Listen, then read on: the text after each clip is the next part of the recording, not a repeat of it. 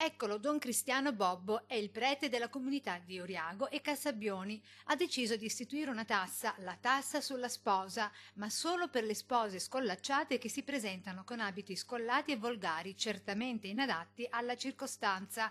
Parole scritte da lui stesso e pubblicate nero su bianco sul settimanale della parrocchia. Ma era soltanto una riflessione che è nata in maniera estemporanea, considerando lo stile semplicemente che tante volte noi come sacerdoti, come comunità cristiane, recepiamo nella modalità con cui gli sposi celebrano il loro matrimonio. La crociata di Don Cristiano contro le spose in abiti succinti nasce come una provocazione scherzosa, dice, ma dietro alla quale si invitano tuttavia le spose ad uno stile di dignità e riserbo. A volte si vorrebbe che tutto quello che ha a che fare con il matrimonio parlasse di questo evento così bello, delicato, un po' poetico se vogliamo, come l'amore richiede sempre questa poesia, e tante volte l'abito stride con queste intenzioni. Ecco, era soltanto una riflessione a questo livello.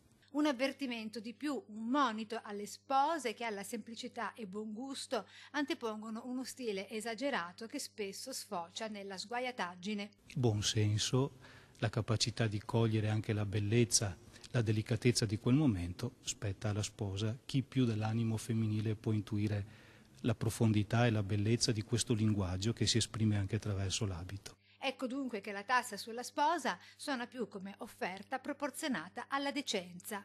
La tassa sulla sposa non esiste.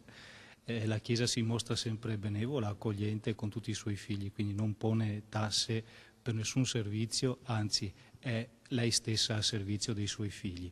Anche perché viene da pensare che se esiste o se dovesse esistere questa tassa sulla sposa, una è autorizzata a venire in abiti succinti pagando un po' di più, è così. Speriamo di non arrivare mai a questo punto.